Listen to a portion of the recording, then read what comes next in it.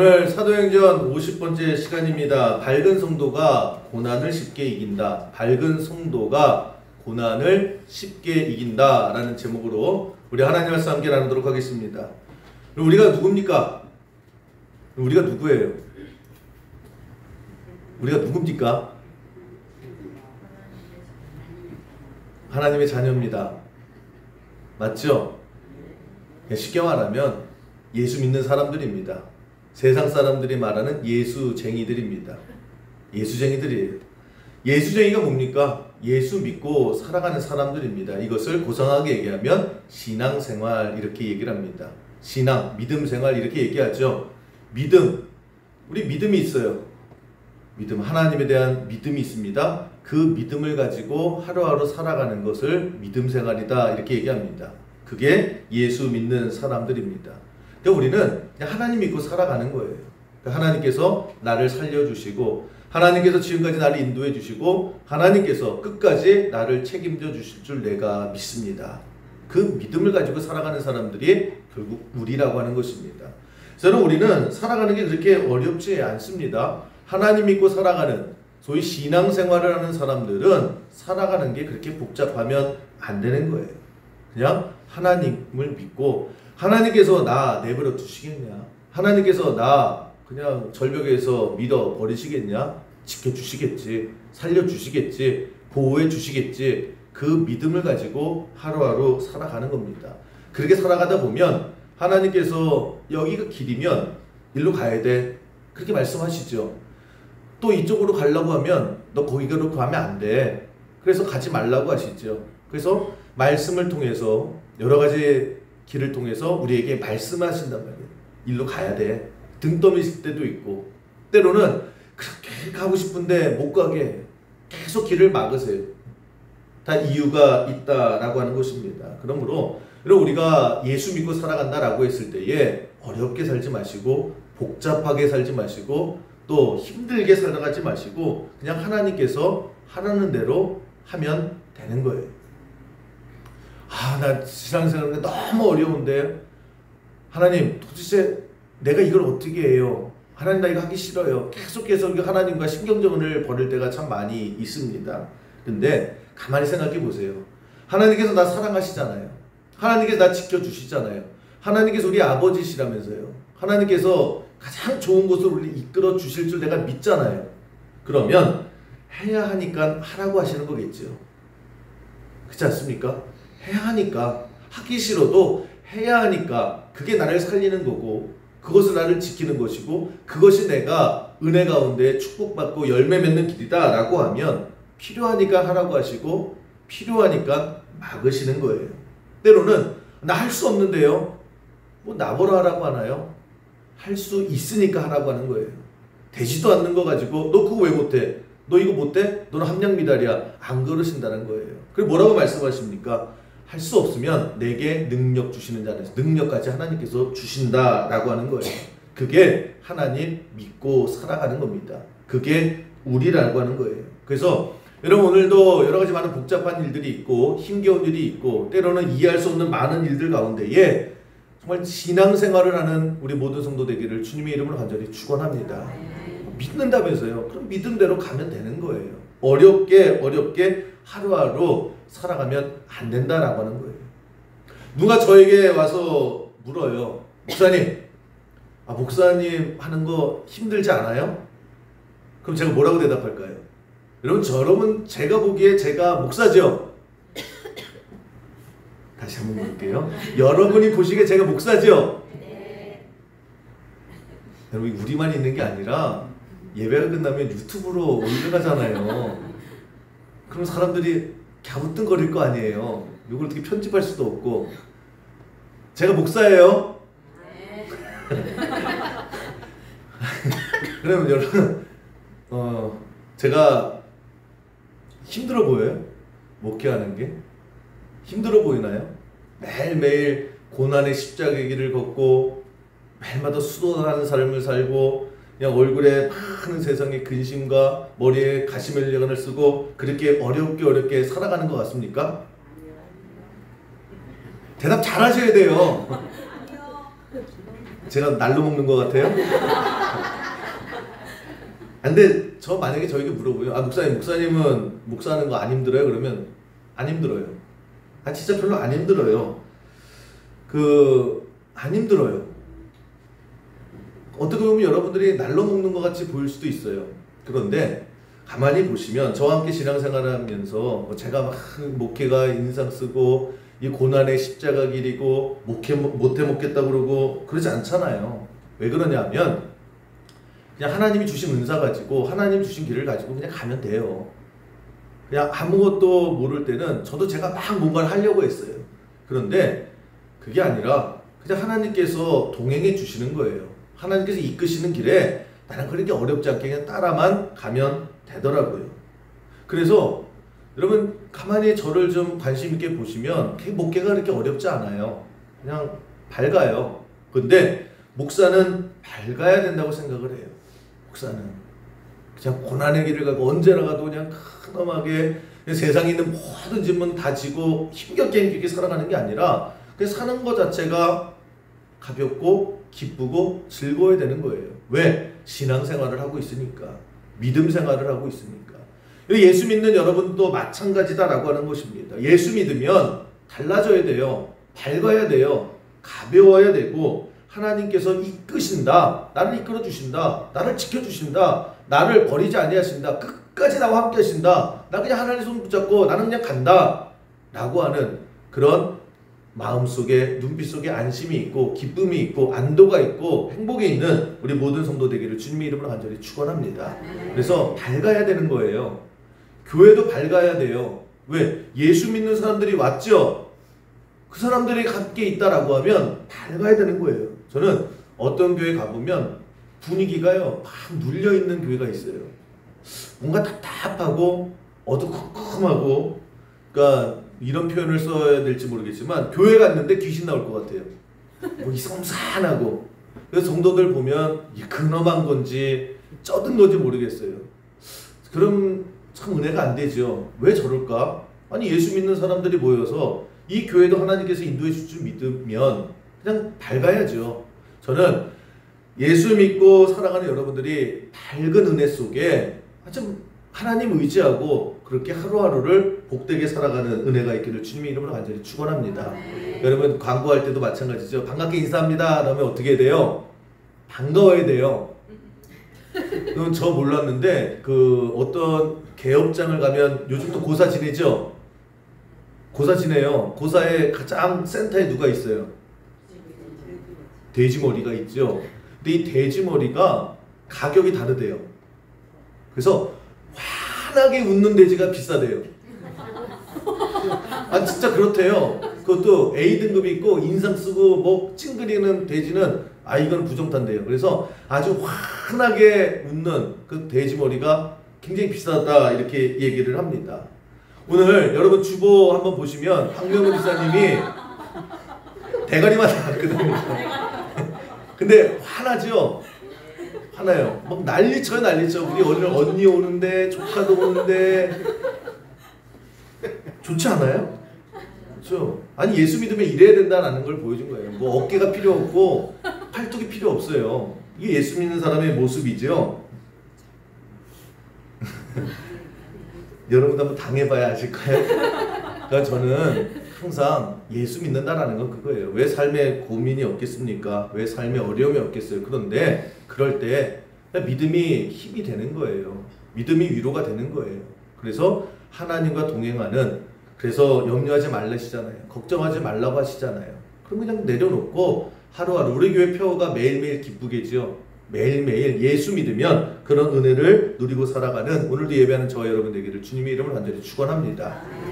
오늘 바울과 실라가 복음 전하다가 빌립보 감옥에 갇혔습니다. 억울하게 갇혔죠. 뭐 잘못 안 했는데 갇혔어요. 그리고 아무것도 할 수가 없어요.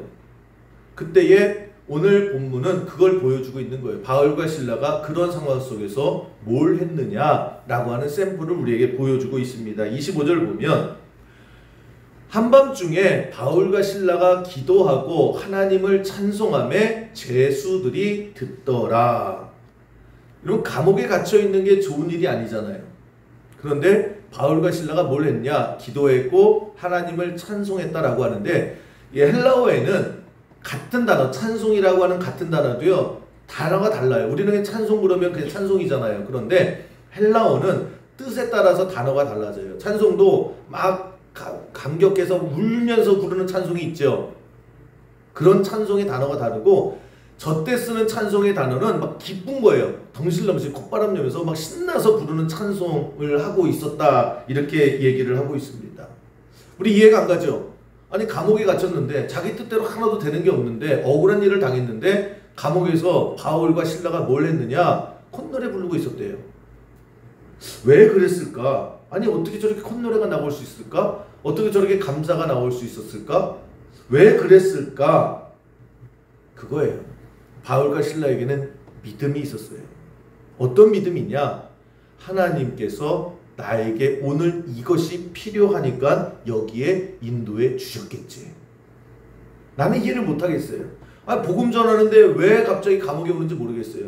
왜 내가 두들겨 맞아야 되는지도 모르겠어요. 왜 수갑을 차고 있는지 몰라요. 모르는데 이 상황은 이해를 못하는데 어떠한 믿음이 있었느냐? 하나님이 나와 함께 하신다. 그 하나님께서 필요하시니까 이런 과정 중에 나를 이곳으로 인도해 주셨겠지. 그러니까 별 걱정이 없어요. 별 고민이 없어요. 별 불평이 없어요. 여러분, 우리가 하나님을 믿는다라고 했을 때에 때로는 이런 바울과 신라와 같은 상황에 처하게 될 때가 참 많아요. 어려움이 있고 이해를 못하는 상황이 있고 또 힘겨운 상황이 있어요. 그럴 때마다 오늘 저 바울과 신라가 감옥에서 그래도 콧노래를 부르는 거예요. 걱정이 없어요. 염려가 없어요. 한탄이 없어요. 왜 그러느냐? 하나님이 다 어디다가 쓰시려고 이러시는 거겠지 라고 하는 그 믿음이 오늘 우리의 삶 속에서도 그대로 드러나는 은혜가 있기를 주님의 이름으로 간절히 축원합니다. 이게 신앙생활이죠. 내가 돈 하나도 없어요. 건강도 안 좋아요. 나이는 점점 먹어갔어요. 어느새 보니까 이 나이가 된 거예요. 이 나이 먹도록 내가 뭔가 해놓은 것도 없어요. 아무것도 답답해요. 그러면서 지금까지 내가 뭐하고 살았나? 더 중요한 거, 앞으로 나 어떻게 살아가야 될까? 수만 가지 걱정이 오지요. 염려가 오지요. 후회도 오지요. 그때에 여러분, 믿음이라고 하는 것이 여러분들을 움직여야 돼요. 그럴 때 바울과 신라처럼 어떤 생각을 가져야 되느냐? 하나님께서 필요하니까 모든 것을 합력하여 선을 이루신다면서요. 그러면 내 지나온 과거도 필요하니까 내가 그런 길을 갔고, 때로는 실패도 하고 때로는 빨리 돌아온 것도 같아요. 그런데 하나님이 필요하시니까 지금까지의 여건으로 인도해 주시고 지금도 이 상황 속에 나를 내려놓으셨는데, 중요한 것은 이 모든 것을 합력하여 하나님의 뜻이 이루어질 줄 내가 믿습니다. 이게 찬송의 이유였다라는 거예요. 그러면 오늘 우리의 삶의 이 현실 속에 우리가 해야 될 게 뭐냐? 안심하라는 거예요. 불안해하지 말고 두려워하지 말고 후회하지도 말고. 그 케도로스라고 하는 목사님이 있는데 그 책을 썼습니다. 감옥 생활에서 찬송 생활로라고 하는 그 자기 얘기를 쭉 쓴 책인데, 이분이 원래 불우한 가정에서 태어났어요. 그래서 원래 삐딱해요. 그래서 불량 청소년으로 막 보호소도 많이 왔다 갔다 했어요. 그리고 어쩌해서 이제 군대까지 갔습니다. 근데 군대 갔는데도 계속 사고치고 또 탈영까지 하는 거예요. 그래서 결국 감옥에 가게 됐습니다. 근데 이분이 이 책에서 이렇게 쓰는 거예요. 그런데 감옥에 가게 된 것이 내 인생의 가장 큰 복이었다. 그 당시에는 몰랐다라는 거예요. 아니, 내가 부모도 잘못 만나고 가정도 잘못 만나고 친구도 잘못 만나고 내 인생이 완전히 쑥대밭이 되고 내가 이 감옥에까지 끌려왔다라고 그냥 울분이 터졌는데, 지나고 나서 봤더니 그 감옥이라는 여건이 내 인생의 가장 큰 하나님의 은혜의 장소였다. 왜냐? 거기서 예수님을 영접하게 됐다는 거예요. 거기서 쭉 얘기 나와요. 그러면서 나중에 이제 이분이 군목이 됩니다. 군인 목사가 하는데 그 많은 사역을 하게 돼요. 그러면서 군대에서도 많이 방황하는 사람도 있고 청소년 사역도 하면서 자기의 경험을 쭉 하면서 참 목회를 귀하게 하시는 분인데 그 얘기를 쭉 하는 거예요. 그러면서 이제 자기가 가장 큰 은혜는 뭐냐? 하나님께서 나를 감옥으로 인도해 주신 거. 그게 참 은혜였다. 그 감옥이라고 하는 이 현실이 내게 참 복이었다. 그러면서 여러 만난 사람들의 이야기를 합니다. 그래서 짐이라고 하는 사람의 이야기를 하는 거예요. 짐이라는 사람을 만났는데 이 사람의 인생도 참 자기처럼 기구했다라는 거예요. 아버지가 알코올 중독자였답니다. 그러니까 자기 어머니하고 빨리 결혼해서 자기 아내도 있고 그리고 자기 이 셋이서 그렇게 알코올 중독인 아버지를 고쳐보려고요. 그렇게 애썼다라는 거예요. 어떻게든 좀 해보려고 그랬는데 그러면 이 중독이라는 게 만만치 않습니다. 이 알코올 중독도 마찬가지예요. 5년을 술을 끊어도요. 술집 한번 가면 그냥 와르르 무너진다는 거예요. 참 이 중독이라는 것이 굉장히 죽을 때까지 위험하고 언제든지 무너질 수 있다라고 하는데 고쳐지지가 않아요. 근데 이 짐이라고 하는 사람이 아버지를 변화시키려고 그렇게 애쓰고 애썼는데 점점 가정은 또 불화가 임하더라는 거예요. 그래서 나중에는 이제 포기했답니다. 아유, 안 되겠구나. 사람이 사람을 바꿀 수 없겠구나. 왜 우리가 뭘 해도 저 아버지 안 바뀐다 라고 하면서 그냥 내려놨대요. 그러다가 이제 은혜를 받았는데 뭘 생각했냐면 그냥 이 현실에서 감사하자. 이 현실. 근데 여러분 가만히 생각해 보세요. 집 안에 아버지가 알코올 중독인데 감사할 거리가 있을까요? 참 찾기 힘들어요. 말이 뭐 감사거리를 찾자죠. 감사거리가 어디 있어요? 매일마다 술 먹고 매일마다 깽판 치고 참 없더라는 거예요. 없더라는 거예요. 그래도 어떻게든 하여튼 감사해보자 라고 해서 나중에 감사를 아예 그냥 쥐어짜서 한 게 뭐냐면 뭐 감사 일기를 쓴 게 이런 거예요. 아버지가 오늘은 술주정을 덜 했다. 감사한다. 뭐 이게 감사 꼬리가 되나요? 근데 감사한 거예요. 그 다음에 아버지가 술을 먹고 쓰러져 오늘은 그냥 잠드셨다. 그냥 술 먹고 그냥 자는 게 감사하고 뭐 오늘은 어제보다 술량이 조금 줄었다. 그래서 감사하다. 뭐 쥐어짜는 그런 감사를 했다라는 거예요. 그래서 결국 이 아버지가 어떻게 됐을까요? 그래서 쥐어짜서 감사했어요. 그냥 저 아버지 보고 이래도 감사. 오늘은 소주 10병에서 8병으로 줄어서 감사하고요. 매일마다 깨부시다가 오늘은 지쳤는지 오늘은 그냥 잠들어서 감사하고요. 그냥 감사를 쥐어짰대요. 어떻게 됐을까요? 그 아버지가요. 그대로 안 변하더라는 거야. 안 변하는 거야. 그런데 그렇게 5년 6년이 지났대요. 지치죠. 그런데 어느 날 이제 어머니하고 아내하고 이제 TV를 보고 있는데 그날도 아버지가 술을 은근히 취해서 들어오더라는 거예요. 들어오더니 갑자기 그러더래요. 야, 내가 텔레비전 보니까 중독자가 교회 다니니까 끊었대. 그거 진짜냐? 뻥이냐? 물어보더라는 거예요. 생전 교회 교자도 안 하고 뭐 이랬던 아버지가 야, 그거 진짜야? 진짜 교회 다니면 술 끊게 돼? 진짜 그런 일이 있어? 그거 뻥 아니야? 아, 뻥 아니라고. 예수님 만나면 된다고. 그러니까 보면 은근히 이 마음속이 스스로요. 예수를 믿으면 어떻게 될까라고 하는 마음이 든 거예요. 그리고 교회를 갔을까요? 안 갔을까요? 또 안 가더래요. 3년이 지난 어느 날 아버지가 야, 나도 교회 갈래. 그리고 따라오더라는 거예요. 그러니까 10년의 세월 동안. 그 아버지가 이제 변화되고 술을 끊게 되는 그런 과정을 쭉 이야기하는데 저는 모든 사람이 모든 가정이 다 이렇게 된다고 생각하지는 않아요. 그런데 그 이야기에서 가장 중요한 핵심은 뭐냐면 일단 현실을 받아들이는 거예요. 저 아버지가 술을 먹어요. 저 아버지가 안 바뀌어요. 이 가정이 힘들어요. 그런데 거기 그 현실을 받아들이고 거기서 감사하는 가운데에 그 현실을 받아들이고 그 원망하고 불평하고 싸우고 그게 아니라 그냥 여기에 하나님의 뜻이, 하나님의 역사하심이, 하나님의 일하심이 있겠지라고 하면서 그 마음으로 기다리고 감사할 때에 하나님께서 치유해 주시는 손길이 강하게 임하게 되더라는 거예요. 당신이 아버지예요. 매일마다 어떻게 그럴 수 있어요? 맨날 싸우고 원망하고 분덕 터지고 싸웠다라고 하면 안 바뀌었을 거예요. 술 먹는 거 못 끊는 거 어떻게 해요? 그러나 이 과정 중에 뭘 집어넣어요? 하나님의 일하심, 하나님이 함께하심, 하나님의 역사하심이 있겠지. 하나님이 고쳐주시겠지. 받아들일 때에 여러분 그때부터 역사가 이루어지게 되더라는 거예요. 여러분 오늘 우리도 마찬가지예요. 현실이 마음에 안 들죠.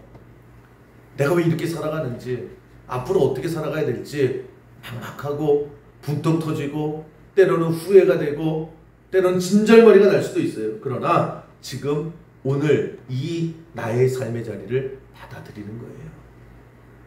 실패했으면 실패하고 모자라면 모자란 대로 그랬을 때에 그러나 거기에 하나님이 일하심이 반드시 우리의 삶 가운데 임하게 될 줄로 믿습니다. 모든 것을 합력하여 선을 이루신다잖아요. 저는 목회도 그래요. 그냥 다 감사해요. 한 24년 5년 그 모든 세월에 감사해요. 그냥 감사해요. 어떤 사람이 저에게 그렇게 말해요. 목사님은 목사님 교회에 걱정거리가 없나 봐요. 저 그런 소리 가끔 들어요. 목사님의 수영교회는 걱정거리가 없나 봐요. 그냥 속편히 사는 것 같아요. 와서 한번 목회해봐. 무슨 얘기냐면 참 그래요. 우리 수영교회 걱정거리가 없나요? 걱정거리가 없는 게 아니라 걱정을 안 하는 거예요. 다르죠. 걱정거리가 왜 없어요? 걱정하려고 들면요, 석 달 열흘을 걱정해도요 끝도 없어요. 그런데 걱정 안 해요. 걱정 안 해요. 하나님이 하지 말래잖아요. 하나님께서 염려하지 말래시잖아요. 하나님께서 책임져 주신대잖아요. 하나님께 세우신 교회라면서요. 하나님께서 끝까지 책임져 주실 거예요. 저는 그래서 우리 교회가 끝까지 잘 될 줄 믿습니다. 믿어요 저는. 그래서 걱정거리 없는 것처럼 보이는 게 당연한 거예요. 제가 걱정한다고 돼요? 걱정거리가 없는 게 아니라 그냥 하지 말라고 그래서 안 하는 거예요. 안 했더니 속편해요. 속편했더니 그냥 재밌어요. 기뻐요. 저는 우리 성도님들도 마찬가지입니다. 우리 성도님들 한 사람 한 사람 한 사람의 인생 가운데에 여러분 보면 왜 걱정거리가 없겠어요? 우리 저 집사님 물질로, 저 집사님 권사님 건강으로, 또 자식 문제 얼마나 많아요. 그런데 잘 될 줄 믿습니다. 여러분 잘 풀릴 줄 믿어요. 지금이 난간 안에 아슬하게 서 있다 할지라도 죽지 않아요. 망하지 않아요. 왜? 하나님이 함께 하시니까. 신앙생활은 그거예요. 내가 어디에 자리에 갖다 놓는다 할지라도 괜찮아요. 왜? 이게 끝이 아니니까. 내 힘이 없어도, 내가 모자라도, 내가 능력이 없어도, 내가 나를 봤을 때에는 미래가 깜깜해도 괜찮아요. 왜? 하나님이 필요하니까 감옥에도 집어넣으시고요. 필요하니까 병원에도 집어넣으시고, 그러나 그 모든 것을 합력하여 하나님 반드시 우리 인생 가운데에 아름다운 열매를 맺어주게 될 줄로 믿습니다. 우리는 창조주가 아니죠. 우리 창조주가 아니, 창조주는 하나님이에요. 만드시는 거는 하나님이 만드신다고요. 그래서 성경은 뭐라고 얘기해요? 우리는 질그릇이라면서요. 질그릇. 그릇이에요. 그러면 노란 그릇, 빨간 그릇, 파란 그릇, 큰 그릇, 도자기 하나님께서 필요하신 대로 만드신단 말이에요. 한 사람 한 사람을. 그리고 필요하신 대로 쓰시는 거예요. 그게 창조주예요. 그게 하나님이에요. 우리는 뭐예요? 그냥 하나님이 담아서 쓰는 그릇이라는 거예요. 그릇이 뭐예요? 그 안에 하나님께서 담고 싶은 거 담는 거예요. 성경, 신약 성경은 그걸 얘기하고 있다고요. 우리는 질그릇이다. 우리는 그릇이다. 하나님이 주권을 하나님이 갖고 계신다. 하나님께서 사과를 넣고 싶으면 사과를 그 그릇에 넣는 거고요. 죽을 넣고 싶으면 죽그릇을 쓰시는 거고요. 그 하나님께서 하나님 하고 싶은 대로 하시는 거라고요. 우리는 그냥 담아주신 대로 담는 그릇이라는 거예요. 근데 우리는 고집불통이 되지요. 왜 나는 야채를 담아요? 고기를 담아주셔야죠. 아니 왜 나는 그릇이 요만해요? 바켓을 만들어 주셔야죠. 맨날 그거 가지고 싸우고 그거 가지고 하나님과 신경전을 벌이잖아요. 여러분 우리는 그냥 하나님이 담아주시는 거 담으면 돼요. 이거 왜 담은지 모르죠. 그럼 하나님께서 알아서 쓰시겠죠. 담아주시는 걸 가지고. 지금 바울과 실라가 그 믿음이 있었다라는 거예요. 감옥에 갇혔어요. 쇠사슬에 꽁꽁 묶였어요. 근데 그냥 있는 그대로 받아들이잖아요. 내 인생에 쓴 나무를 누실 때가 있다니까요. 알아서 쓰시겠지 하나님께서. 그게 믿음이라는 거예요. 그러니까 기도할 줄 알고요. 기도하니까 자신감이 생기고 자신감이 생기니까 그 지경 속에서도 찬송하는 그런 여유의 모습이 있다라고 하는 것입니다. 이게 예수 믿는 사람들이에요. 산기도 가가지고 목 탁 절어가지고 그냥 할렐루야 막 이러는 게 아니라요. 어떻게 보면 날탱이처럼 보일 수도 있어요. 어떻게 보면 정신 나간 사람처럼 보일 수도 있어요. 쟤는 왜 저래? 저는 왜 인생을 저렇게 살아? 그런데 여러분 그것이 자신감이라는 거예요. 자신감. 그 자신감 속에 하나님께서 이루어져 가시는 일들이 여러분 인생 가운데 하나씩 열매 맺기를 주님의 이름으로 간절히 축원합니다. 쓰시려고 담아놨는데 이걸 왜 담니에요? 할 말 없죠. 아니 어떻게 하나님께서 계획하셔가지고 상 잘 차려서 이것 좀 넣고 이것 좀 넣고 이것 넣고 있는데 이거 왜 이거 담아요? 왜 담아요? 왜 딴 거 담지요? 계속 원망하고 불평해요. 그래서 우리가 참 스스로 꼬일 때가 많아요.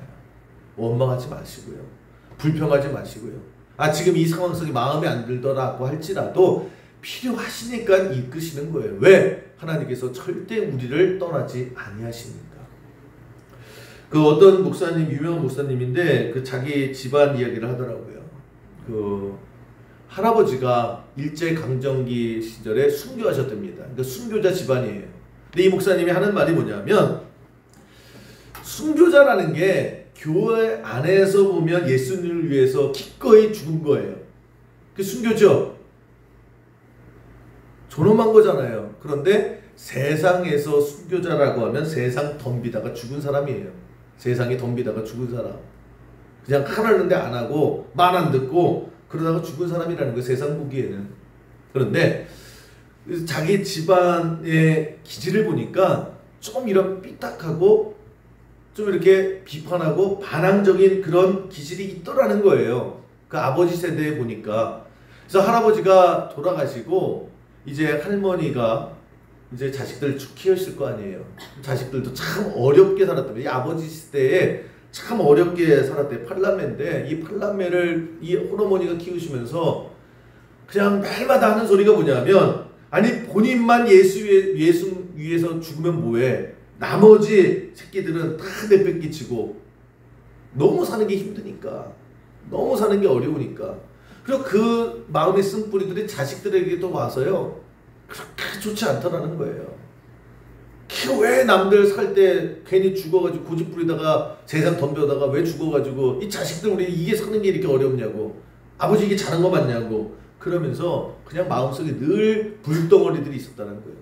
그러니까 매일마다 서로 으르렁거리고 싸우고 삐딱하고 그러다가 이제 이 가정에 은혜가 임했어요. 그래서 순교자 집안이라고 하는 이 순교의 피가 흐르는 게 얼마나 존엄한 것인가를 깨닫게 되면서 이제 이 아버지 형제들이 모여듭니다. 야, 우리 아버지가 정말 순교하셨는데 우리 그것도 모르고 우리 너무 불평하고 원망하고 싸우고 삐딱하게 했다. 야, 이제 순교자 집안, 이 아버지의 이 순교 이게 더럽히지 않도록 우리 원망만을 하지 말자. 원망만을 하지 말자. 그렇게 형제들끼리 다짐을 했대요. 그런데 그때부터 여기저기서 문제가 있을 때마다 하나씩 해결돼 가더라는 거예요. 그때부터 뭔가 하나씩 일이 되더라는 거예요. 그러면서 이 순교자 할아버지 자식이 8남매였는데 이 8남매뿐만 아니라 그 자식들이 어마어마하게 많은데 다 잘 된다라는 거예요. 그 쭉 얘기해요. 어디 병원의 의사고 어디의 판사고 뭐 쫙 얘기를 합니다. 그 되게 유명한 목사님인데 이 집안이 되게 대단한 분이에요. 근데 그 시작이 뭐냐? 아버지와 아버지 형제들 딱 모여서 야 우리 원망 끝내자. 우리 원망 그만 끝내자. 대신 우리 감사하고 기도하고 찬양하자. 그때부터 그 가정에 흐르는 가계가 변화되더라는 거예요. 그리고 거기에서 하나님이 역사하시더라는 거예요. 여러분 우리도 마찬가지다라고 생각을 합니다. 여러분 우리도 인생 가운데 오늘 현실에 되게 마음에 안 드는 것들 있잖아요. 힘든 거 있고 원망하는 거 있고 그러나 여러분들이 해야 될 게 뭐냐면 바로 이 얘기예요. 야 우리 여기서 원망 끊자. 우리 여기서 더 이상 불평 끊자. 일단 끊자. 아니 이 현실이 지긋지긋한데 이 지긋지긋한 현실 속에 하나님의 뜻이 있겠지. 하나님이 이것을 가지고 우리를 이끌어 가시는 그런 길이 있겠지. 그러니까 원망하지 말고 기다리자. 그 말을 여러분들이 할 수 있어야 되는 거예요. 그때부터 하나님 반드시 역사하시고 하나님의 그런 놀라운 은혜가 여러분들의 그 입술이 시작되는 가운데에 임하게 될 줄로 믿습니다. 얼마나 마음에 안 드는 게 많아요. 그러나 여러분이 끊으세요. 여러분의 자녀들에게도 마찬가지고 끊자. 나도 모르겠어. 우리가 왜 자꾸만 이렇게 집안이 기우는지 모르겠고 왜 하는 것마다 실패하는지 모르겠고 이게 이 문제가 언제 해결되는지 나도 모르겠어. 그런데 원망 일단 하지 말아보자. 믿어보자. 하나님 좀 믿어보자. 여러분이 선포하세요. 그때에 반드시 변화의 역사는 시작될 줄로 믿습니다. 그리고 마지막으로 우리가 해야 될 게 뭐냐? 그리고 격려하고 칭찬해 주세요. 그래야 밝아져요. 여러분 밝아야 돼요. 계속 원망하고 불평하고 남 탓하고 후회하면 얼굴이 점점 어두워져. 근데 그거를 딱 끊는 순간에 사람이 밝아져요. 나만 밝아질 게 아니라 옆 사람을 좀 밝게 해주세요. 옆 사람을 밝게 해주는 것은 칭찬과 격려밖에 없어요. 예전에 그 칭찬은 고래도 춤추게 한다라고 하는 유명한 책이 있죠. 그 블랭차드라고 하는 분이 쓴 책인데 이제 수족관에 놀러 갔습니다. 그랬더니 고래들이 막 춤추는 거예요. 그래서 많은 사람들이 자 쟤네 잘 훈련받았다. 아이고 쟤네 춤추네. 그리고 말았는데 이 사람은 너무 궁금한 거예요. 얘네들은 왜 이렇게 춤을 추지? 그리고 이제 조련사에게 찾아갔답니다. 아니 얘네들 춤추는 거 맞아요? 그랬더니 맞대요. 근데 왜 얘네들 왜 춤춰요? 그랬더니 아주 간단합니다. 칭찬해주면 그래요. 칭찬해주면 얘네들이 아주 신나서 막 해요. 그래서 얘네는 절대 때려서 훈련시키지 않습니다. 동물은 때려서 훈련시키면 안 듣는데요. 그러면서 뭐 예를 들면 한번 훅쩍 떠면 잘했어 그러면서 탁탁탁 누르면서 고등어 한 마리 싹 넣어준대요. 그러면 또 얘네들이 신나가지고 이 똘똘하답니다. 그럼 또 한대요. 그러면 덤블링 한번 딱 하면 야 진짜 잘했어요. 요번엔 꽁치 2마리 막 주고. 칭찬하고 격려해. 잘했어 하면 얘네들이요 막 신나서 지네들이 춤을 추더라는 거예요. 이 블렌차드가 이 얘기를 듣고요.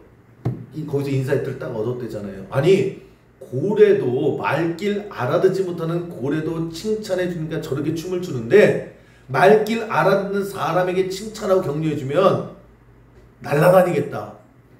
그래서 칭찬해 줬대요. 그래서 격려해 줬대요. 그랬더니 사람들이 변하게 되더라는 거예요. 밝아지더라는 거예요. 이게 왜 중요하냐면 여러분 칭찬해 줘야 돼요. 격려해 줘야 돼요. 왜냐하면 칭찬해 줘야 그 사람의 자존감이 생겨요. 자존감. 제가 늘 강조하는 자존감이 뭐예요? 내가 나를 귀한 줄 아는 거예요. 내가 나를 귀한 줄 알아야 돼요. 근데 왜 자존감이 떨어지느냐? 못나서 그래요? 아니에요. 못났다고 그러니까 옆에서 계속 너 못났다고 그러니까 자존감이 없어지고 열등감이 생기는 거예요. 실질적으로 여러분 한번 실험해 보시면 그거예요. 우리가 어떻게 살아가냐면 매일마다 주변에서 우리 평생에 듣는 소리가 너 왜 못해? 너 왜 못해? 왜 못하냐는 소리만 들어요. 너 왜 이것도 못해? 그것도 못해? 얼마나 우리가 세뇌를 당했냐면요. 아무나 제가 딱 붙잡고 집사님 뭘 못해요? 라고 물어보면요. 줄줄줄줄 나와요. 저요 운전도 못하고요. 노래도 못하고요. 말도 못하고요. 사람 앞에 있으면 얼굴도 빨개지고요. 돈도 못 벌고요. 수영도 못하고요. 그림도 못 그리고요. 또 뭐 있을까요? 머리도 안 좋고요. 또 길눈도 어둡고요. 뭐 돈도 잘 못 벌고요. 못하는 거요. 석 달 열고 쭉 할걸요. 못하는 거 뭐냐 그러면 되게 잘 얘기해요. 그래서 알았어요. 그런데 지사님 뭘 잘해요? 그러면 머뭇거려요. 하나를 얘기하는 걸 힘들어해요. 여러분 한번 옆 사람에게 한번 해보실래요? 그러면 진짜 못하는 거는요 자동적으로 주주주주주 나와요. 왜? 내가 그렇게 듣고 살았으니까. 난 그렇게 못한다고 얘기를 들었으니까. 그런데 뭘 잘합니까? 라고 하면 왜 머뭇거려요? 잘한다는 소리를 못 들어봐서요. 그게 자존감이라는 거예요. 나는 공부도 못했고요. 아무것도 못해. 할 줄 아는 게 없어. 할 줄 아는 게 없어요. 그러니까 자존감이 떨어지는 거죠. 여러분 우리가 뭘 해야 되냐면 여러분 밝게 사셔야 돼요. 하나님 믿음으로 말미암아 여러분 우리에게 희망이 있어요. 그 희망을 가지고 옆 사람에게 옆 사람도 필요 없어요. 여러분들 가족에게요. 여러분 아내, 여러분 남편, 여러분 자식들에게 잘한다 해주셔야 돼요. 그래서 뭘 잘하는지를 아는 거를 깨닫게 해주셔야 돼요. 뭘 잘하는지 못하는 거 계속해서 세뇌시키지 마시고요. 잘하는 게 뭔지를 좀 알려주셔야 돼요. 알려줘야 알죠. 알려줘야. 그게 복음이라는 거예요. 여러분 우리의 삶도 마찬가지다라고 하는 것입니다.